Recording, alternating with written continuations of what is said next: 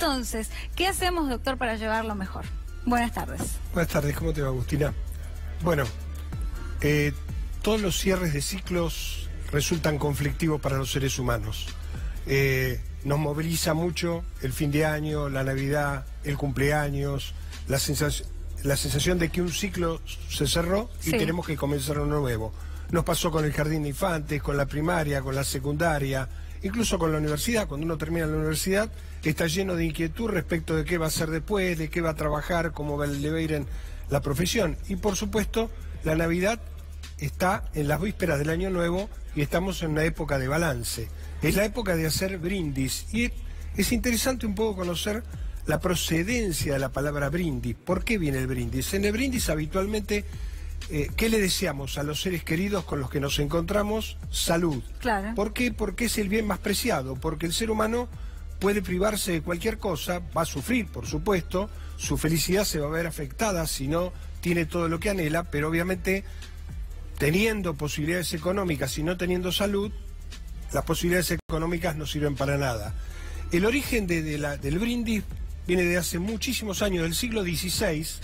El emperador Carlos V del Imperio Romano invadió Roma, y cuando sus militares superiores habían conseguido apoderarse de la ciudad de Roma, se llenaron los vasos de licores y le dijeron al emperador: Ich bring dies, o sea, en alemán esto quiere decir te traemos esto, te vamos a entregar esto. Bring dies, de ahí viene la palabra brindis, que es lo que habitualmente hacemos cuando chocamos las copas, nos deseamos felicidad, nos deseamos salud, y como vos bien decías, de pronto en el seno de una familia uno tiene conflictos, uno no se lleva bien con todos. En principio yo creo que lo ideal sería que uno pudiera reconocerle las cosas positivas a cualquier persona. Sobre todo se trata de la familia, sobre todo si son los padres. ¿Por qué? Porque la autoestima de un sujeto depende de la valoración que uno tenga de sus padres. Es el resultado del amor por el modelo propio. O sea, si uno ha tenido conflictos con sus padres, yo le recomiendo que de alguna manera, alguna tarea introspectiva, y piense qué es lo que han tenido de bueno sus padres. ¿En qué se han equivocado? Por ignorancia, porque han sido criados por personas que tenían dificultades, y qué tuvieron de bueno, qué nos dieron de bueno, además de la vida. Eso no nos genera, como habitualmente creemos, una deuda impagable, sino que la deuda que tenemos con nuestros padres se llama deuda simbólica, y es porque nos dieron la vida, y la pagamos siendo felices, o sea, tratando de ser felices incluso en la celebración de la Navidad, teniendo que convivir con quien esté, con personas que son de mi máximo agrado y personas con las que tengo algún nivel de conflicto, de distanciamiento emocional, y es el momento en el cual habitualmente expresamos todos nuestros deseos para el año próximo. Respecto a eso quiero decir que los seres humanos tenemos diferentes tipos de deseos. Tenemos deseos conscientes y tenemos deseos inconscientes. No siempre podemos materializar nuestros deseos. ¿Por qué? Porque una cosa son los deseos conscientes. Yo digo, me prometo a mí mismo, quiero comprarme un barco, por ejemplo, pero bueno, voy a tener que sortear una serie de obstáculos, no siempre la realidad va a estar de mi lado, quizá no voy a poder lograr el objetivo económico, materializar ese objetivo económico, deseo casarme y tener hijos, deseo enamorarme, pero eso depende de voluntades ajenas y depende fundamentalmente de los deseos inconscientes, que son los que realmente gobiernan nuestra vida. Ahora, Luis, ¿y qué pasa? También vos hablabas de cierres y se me ocurre de balances, ¿no? Llegando a fin de año. Uno tiene deseos, se hace una promesa o por lo menos una propuesta de cumplir determinados objetivos y termina el año y no los alcanzó. Bueno, yo no estoy de acuerdo mucho con esta cuestión de los balances, porque eso muchas veces nos empuja a sentir: este año no logré lo que quería, el año que viene sí lo voy a lograr. Cuando uno se da cuenta que es infeliz, que no logró lo que se proponía, no tiene que esperar el año que viene, tiene que cambiarlo hoy mismo. Además, eso de pensar en el pasado y pensar en el futuro es el resultado de un modelo de crianza. A todos nos han enseñado a oscilar entre el pasado y el futuro.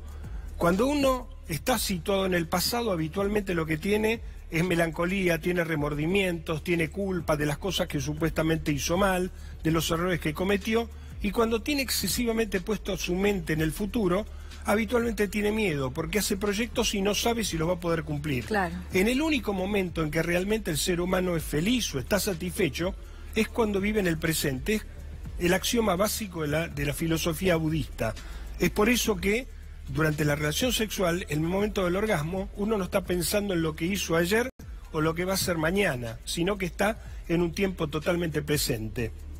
Eso no quiere decir que no tengamos que hacer de vez en cuando viajes al futuro. O sea, si yo quiero irme de viaje, voy a tener que programar en qué fecha me voy a ir, reservar un pasaje y volver al presente para seguir viviendo mi vida y tratando de ser feliz hoy. No pensando, cuando esté de vacaciones dentro de un mes, allí voy a ser feliz, o cuando me jubile voy a ser feliz, o cuando sea grande voy a ser feliz, y tampoco tengo que tener mi mente excesivamente en el pasado, porque allí nos abruma el sentimiento de culpa. Sí tenemos que hacer de vez en cuando pequeños viajes al pasado, sencillamente para no repetir errores. Claro. Si en el pasado cometí tal error, tengo que tratar en el presente no volver a cometerlo. Pero el tema de los balances, en general, muy poca gente está enormemente satisfecha del balance que hizo. Casi siempre vemos más lo que nos faltó que lo que logramos. Y eso suele generarnos a nosotros una cierta condición de tristeza, de arrepentimiento, de culpa. Tenemos que pensar que muchas cosas no las pudimos lograr porque no todo dependió de nuestra voluntad consciente. Hay cosas que no las pudimos lograr porque a nivel inconsciente todavía no teníamos elaboradas determinadas cosas. Nos hace falta más tiempo, nos hace falta elaborar una cantidad de cosas para dar determinados pasos adelante. Y si no lo pudimos hacer es porque también participaron voluntades ajenas. Nosotros no somos únicos en el mundo. Mis deseos y mis voluntades y mis anhelos, para que yo los pueda materializar, también dependo de voluntades ajenas, hay una pequeña cuota de azar, y también es necesario que mis deseos conscientes tengan una cierta coincidencia con los deseos inconscientes, para que esos deseos conscientes tengan la energía suficiente como para poder hacer los cambios que hace falta hacer en la realidad para lograr nuestros objetivos. O sea, desear algo no implica que eso se va a materializar solamente espontáneamente porque mi deseo fue muy intenso. Cuando el deseo es intenso a nivel consciente y es potenciado por el deseo inconsciente, es muy probable que yo haga todos los cambios o todas las modificaciones necesarias para lograr ese objetivo que realmente deseo. Y si hay algo que conscientemente lo deseo y todavía no lo obtuve, es que porque probablemente ese deseo a nivel inconsciente todavía no ha madurado lo suficiente. Pero ¿y cómo se trabaja ese deseo inconsciente? ¿Cómo se maneja ese plano? Porque uno dice, estoy dando todo de mí, lo estoy haciendo, quiero lograrlo, y de otra persona que lo ve desde afuera te puede decir, pero vos te estás autoboicoteando. Sí, es excelente tu pregunta. Mira, te la voy a responder citándote una frase textual de Freud. Todo lo que no es consciente ha sido víctima de la represión, lo inconscientizamos. Pasó por la conciencia fugazmente y lo reprimimos, lo olvidamos, lo sacamos de la conciencia porque nos generaba conflicto. Freud dice, la represión no es un acto único como el de dar caza a un ser vivo, sino que lo reprimido crece en las sombras y se agiganta. O sea, cuando yo reprimo algo, no es que lo maté. Si ese deseo inconsciente es muy fuerte, va a retornar desde lo reprimido y se me va a tratar de imponer. Por supuesto, Freud propone como el método ideal para el levantamiento de la represión y hacer consciente lo inconsciente, el psicoanálisis. Fue así como Freud descubrió el psicoanálisis. Freud se dio cuenta que los síntomas surgían a partir de tener determinadas cosas inconscientes y que el hecho de tener algo inconsciente se expresa a través de los síntomas. Pero no todo el mundo tiene acceso a una terapia psicoanalítica. Claro. Pero a través de la introspección, a través de la autoobservación, y por el solo hecho de que lo inconsciente naturalmente tiende a retornar desde lo reprimido, si una persona tiene la capacidad de autoobservarse y lograr descubrir cuáles son las conductas que tiene una tendencia a repetir compulsivamente, porque eso que no fue elaborado tiende a ser repetido compulsivamente. Por ejemplo, las personas que siempre los estafan, las personas que Sí. siempre tienen determinados desengaños amorosos, las personas que están por lograr un buen negocio y a último momento no se les materializa. Hay una fuerza sobrenatural para él, una fuerza que viene de otro lugar, por lo cual no puede materializar esos sueños o esos deseos, y nosotros nos referimos a eso como que nos auto boicoteamos. Es porque la causa principal de eso es o porque nos da culpa, o porque ese deseo no lo supimos instrumentar y tramitar a nivel consciente, o porque por algún motivo tenemos un conflicto con eso. No es fácil, muchas veces los tratamientos psicoanalíticos llevan mucho tiempo, porque no es fácil desentrañar los verdaderos deseos inconscientes que tenemos los seres humanos. Claro. Pero Y además puede llevar mucho tiempo. puede llevar También, mucho hasta tiempo, conseguirlo. pero, digamos, de alguna manera, lo que yo quiero poner de relieve es que no nos debemos sentir frustrados cuando no podemos materializar nuestros deseos conscientes, porque no es una falta de voluntad, y porque el deseo consciente es una parte de nuestro aparato psíquico, es lo que nosotros tenemos acceso y podemos ver por nosotros mismos. Yo puedo ver fácilmente cuáles son mis deseos conscientes, pero no los inconscientes. Suponte, Agustina, que te voy a poner un ejemplo muy interesante que plantea Freud en un trabajo que se llama Psicopatología de la vida cotidiana. A ver. Suponte que es tu cumpleaños y a vos te gusta coleccionar cerámicas chinas, y entonces yo te compro un jarrón carísimo de la dinastía Ming y digo, ¿cómo le va a gustar a Agustina este regalo que le voy a dar en la fiesta de Navidad esta noche? Pero resulta que tengo un cierto conflicto con vos, e inconscientemente tengo una cuestión de enojo, Sí. de ofensa por algún motivo. Cuando llego a la puerta de tu casa, trastabillo, se me cae el jarrón y se me rompe.